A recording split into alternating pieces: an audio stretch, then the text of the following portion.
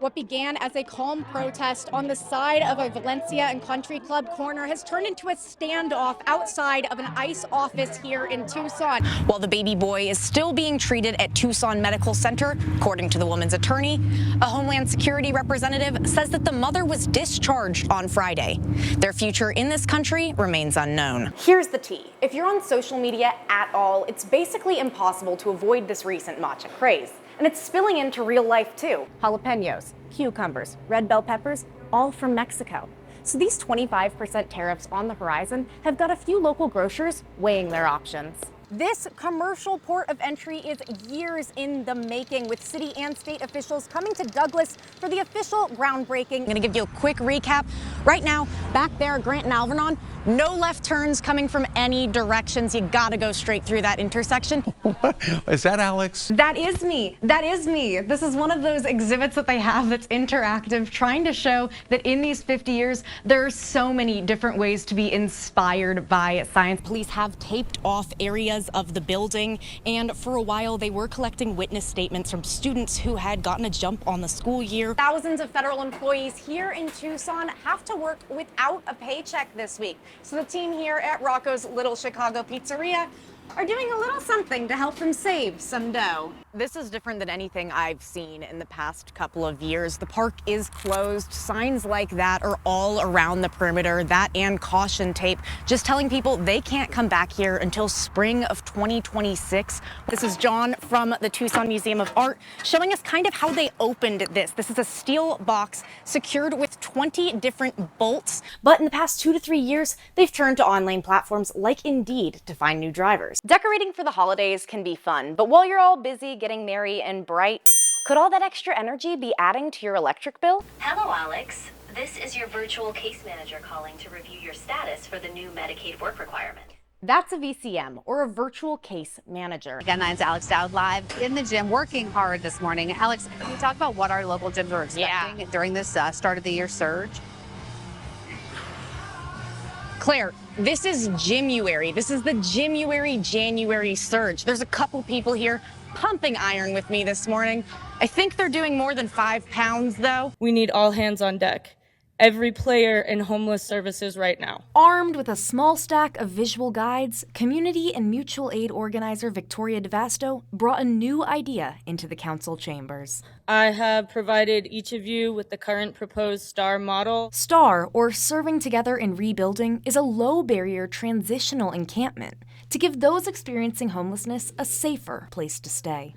We need to be thinking outside the box in general. We need to be thinking of solutions and different tactics that have not been thought of before. This proposed solution targets some of the most vulnerable Tucsonans, tailored to women and gender non-conforming adults under 30 years old. But what would that site actually look like? The proposed plan lays out 25 single-occupancy safe sleep tents surrounding bathrooms, trash facilities, and free water stations.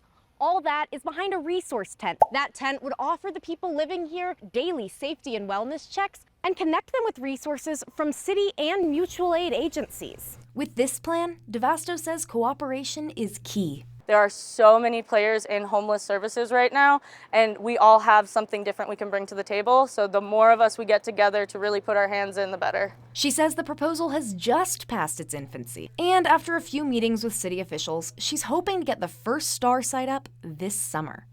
Reporting downtown, Alex Dowd, KGUN 9. They said that their most accurate and recent mapping puts that fire at 1,225 acres. He says he and the team are feeling some guarded optimism right now, since that fire has not spread in acreage over the past day. But he is asking everyone who's been evacuated to be patient. They're trying to get y'all back in your homes as soon as possible. I talked to someone who was evacuated and kind of has one foot on each side of this evacuation situation. While they have a home in that go zone that they had to evacuate on Wednesday, just a couple miles away, they have a lavender farm in Oracle that's stuck in set status. They are concerned, though, that with this fire, they could lose part or all of their business. He's giving you kisses. Carolyn and John Blair spent Thursday night in their barn. We're up 24 hours, stressed, wondering what the future is going to hold. Yeah. We still are, actually. The couple says they put their life savings into Under the Oaks lavender farm. You know, this is something we're doing. Instead of traveling everywhere, we're putting our heart into this business. They say early summer is often their busiest season, when they do 70% of their business.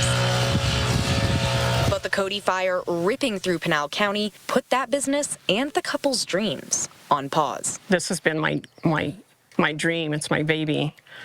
We've put so much, literally, blood, sweat, and tears, not just the saying, but into our business. Though half their harvest is on the farm, the Blair's home, which they evacuated on Wednesday, holds another acre of lavender and their event supplies. If we lost the house, we would lose a lot of our business, too. We left the water running, kind of low, just because we've heard that might help. Though the business is insured, Carolyn says if they lose their farm and their home, that business may be shut down for good. I love it here. It's my dream house, my dream property.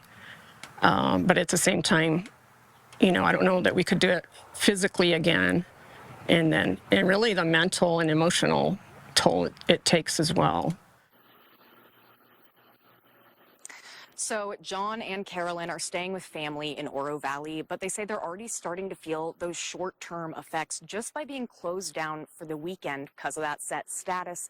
They're concerned about the long-term effects, but really the future of their business, like many other businesses and families here in and around Oracle, it's pretty uncertain. We're going to keep you updated with continuing coverage. Right now, live from Oracle, Alex Dowd, KGUN 9. Runners, take your marks. Garmin Marathon's coming to Tucson on Saturday. The course starts here in the heart of downtown Tucson, at the corner of Congress and Granada. And since you can qualify for the Boston Marathon with this race, they measured it 4 times. 26.2 miles. It is a marathon. But what actually goes into putting together a course like this? Let's find out.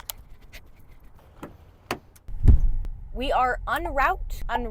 We're on the way to meet Randy Aceta from Run Tucson. He is one of the people who was in charge of putting together the marathon's course. The runners are going to come down Speedway. They're going to come south on Campbell, and then they're going to come right past where these bike riders are and down the U of A Mall. The requirement for Boston is you can't be too much of a downhill course. Okay. So we start and end downtown, get desert scenery, get the U of A through historic Sam Hughes, and then we rocket ship down Broadway. Randy's part of a running group, and sometimes they meet here at Brandy Fenton Park. I'm James Hollister. I'm a runner living in Tucson. And you're running the half marathon. Half marathon at Garmin, yeah. I love racing. I love competing. I love racing in Tucson. I think it's a big deal that they chose us. It's a hard route, there's hills, but I think Tucson runners are tough. Will be a good chance for us to showcase that. Now we're ending right back where we started, here at Congress and Granada, just like the marathon route, where we're supposed to meet Steve Lovell from Garmin. Oh, there he is. Hello. This is where we're starting the marathon? We're actually starting it right down here on Congress. I actually have a paint mark. Ooh, let's go check it out. Okay, here we go. Yep, this is the start and the finish line right here on Congress. We researched about 50 different cities trying to find what's a good fit for Garmin. And when we came to Tucson, we just fell in love. This is the first inner city marathon in Tucson in about 40 years. This first year, my guess is people will be like, what's going on? And if we can keep rolling with it, we'll see how it grows. Reporting around Tucson, Alex Dowd, KGUN 9.